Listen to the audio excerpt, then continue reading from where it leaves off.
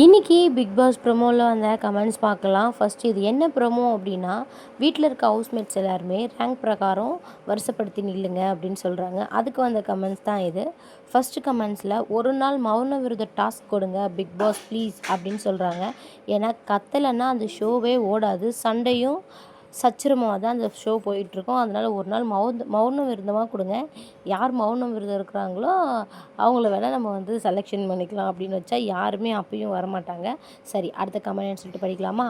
முதல் 3 இடத்தில் 3 கோமாளி நிற்கும், அதுதான் செம காமெடியாக இருக்குது அப்படின்னு சொல்கிறாங்க. ஃபஸ்ட்டு 3 இடத்துலையும் கோமாளி தான் நிற்கிறாங்க அப்படின்னு சொல்லிட்டு அது கீழே இருக்க கமெண்டில், இந்த ஷோவில் நீங்கள் இருப்பதற்கே தகுதி இல்லாதவர்கள், அதோடு இந்த இடத்தில் நிற்பதற்கும் தகுதி இல்லாதவர்கள் அப்படின்னு சொல்கிறாங்க. அங்கே இருக்கிற எல்லாரையுமே பற்றி தான் சொல்கிறாங்க இவங்க. ஏன்னா அதில் இருக்கவங்க யாருமே பிக் பாஸ் வீட்டில் இருக்கிறதுக்கு சுத்தமாக தகுதியே கிடையாது. இதில் அந்த ஃபஸ்ட்டு, செகண்ட், தேர்டு சுத்தமாக இல்லைன்ற மாதிரி தான் நிறைய கமெண்ட்ஸ் வந்திருக்கு. உங்களுடைய விருப்பம் என்னன்னு சொல்லிட்டு கமெண்ட்ஸில் சொல்லுங்கள். நம்ம அடுத்த கமெண்ட் படிக்கலாம். என்ன ஆச்சரியம், வெளியே போகிறவங்க எல்லாம் முதல்ல நிற்கிறாங்களே அப்படின்னு சொல்லிட்டு அவங்க என்ன சொல்கிறாங்கன்னா, முதல்ல போகிறவங்கள அதுக்குள்ளே வருஷப்படுத்தி நிறுத்திட்டாங்க. ஃபஸ்ட்டு, செகண்ட், தேர்டு தான் அடுத்தடுத்து வெளியில் போகிறாங்க அப்படின்னு சொல்லிட்டு சொல்கிறாங்க. நிறைய பேர் இந்த மாதிரி கமெண்ட்ஸும் பண்ணியிருக்காங்க. அப்படியா அப்படின்னு சொல்லுங்கள். சரி, அடுத்த கமெண்ட் என்னன்னு சொல்லிட்டு படிக்கலாமா? இதில் பிக் பாஸ் அதிகம் பேசின சீசன் என்றால் அது இதுதான் அப்படின்னு சொல்லியிருக்காங்க. இது வரைக்கும் நடந்த சீசனில் எல்லாத்துலேயுமே பிக் பாஸ் அதிகமாக பேசவே மாட்டார். ஆனால் இதில் தான் நிறைய பேசியிருக்காரு. அதை தான் அவங்க சொல்கிறாங்க. அது கீழே இருக்கிறதுல மற்றவங்களை வரிசைப்படுத்தும் தகுதி இந்த மூவருக்குமே இல்லை அப்படின்னு. ஆமாம், உண்மைதான். 3 பேருக்குமே அந்த தகுதி கிடையாது. இவங்க ஃபஸ்ட்டு ஒழுங்காக இருந்தால் தானே மற்றவங்கள வரிசைப்படுத்துவாங்க. இவங்களுக்கே அந்த தகுதி இல்லாமல் அவங்கள எப்படி பண்ணுவாங்க அப்படின்ற மாதிரி சொல்கிறாங்க. உங்களுடைய கருத்து என்ன அப்படி சொல்லிட்டு கீழே கமெண்ட்ஸில் சொல்லுங்கள். நாமளும் பார்க்கலாம். இல்லை எங்களுக்கு தான் அப்படி தோணுதா அப்படின்னு சொல்லிட்டு. சரி, அடுத்த கமெண்ட் படிக்கலாமா? கனி அக்கா குரூப்பிசம் எல்லாம் சுக்குநூறாக உடையம் தரணும். பிக் பாஸ் பதனி தான் இந்த ட்ராக்கிங் டாஸ்க் அப்படின்னு சொல்கிறாங்க. ஆமாங்க, பிக் பாஸ் வந்து இதில் வந்து லைட்டாக வந்து அந்த பதனி கொடுத்துருக்காரு. ஏன்னா இதனால் எல்லாருமே கோவம் வராங்க. ரம்யா, நம்ம கனி அவங்களாம் எவ்வளோ ஒரு குரூப்பாக இருந்தாங்க. ஆனால் இப்போ வந்து நீங்கள் யார் வந்து என்னை தகுதி பற்றி பேசுறதுக்கு அப்படின்னு ரம்யா வந்து சுருக்குன்னு கேள்வி கேட்குறாங்க. இதுக்கப்புறம் அந்த குரூப்பிசம் இருக்காது அப்படி தான் நினைக்கிறோம். ஏன்னா வந்து அந்த குரூப்பிசம் உடைக்கிறதுக்கு தான் இந்த டாஸ்க் கொடுக்குறாங்க. ஏன்னா இந்த வாரம் சுத்தமாக நல்லாவே இல்லை.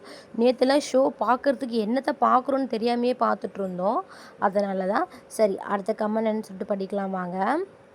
இந்த கமெண்டில் கண்டெஸ்டன்ட் ஒன்றும் உருப்படியாக பண்ண மாட்டாங்கன்னு கடைசியாக ஆயுதம்தான் இந்த டாஸ்க் எடுத்து கொளுத்தி போட்டார் பிபி டீம்.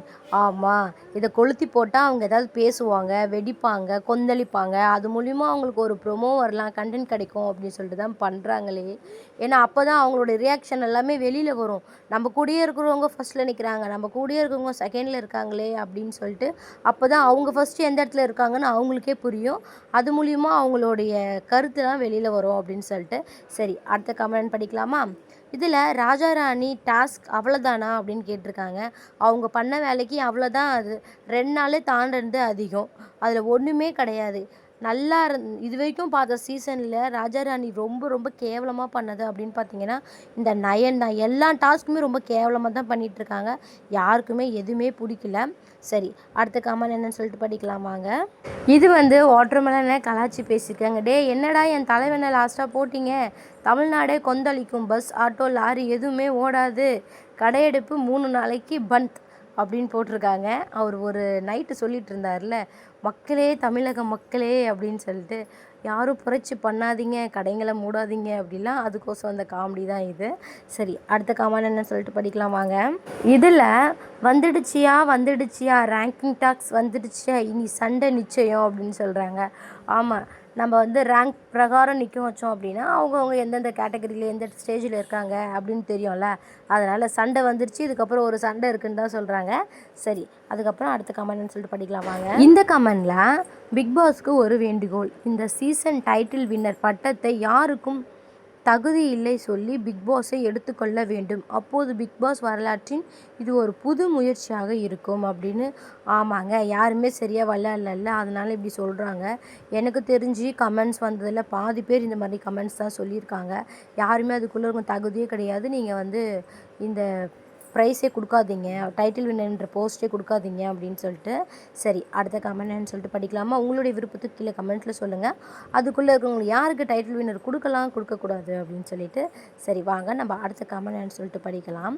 இந்த கமெண்ட் தான் லாஸ்ட். இறுதிச் சுற்று மேடையில் நிற்பதற்கு இருவர் அல்ல ஒருவர் கூட தகுதி இல்லை அப்படின்னு சொல்லிட்டு. ரன்னர் வின்னர் அப்படின்னு சொல்லிட்டு வரோம்ல, அதில் 2 பேருமே யாருமே கிடையாது. நீங்கள் யாரு கையா இந்த கோப்பையை தூக்கி கொடுக்க போகிறீங்க அப்படின்னு தான் இந்த சொல்கிறாங்க.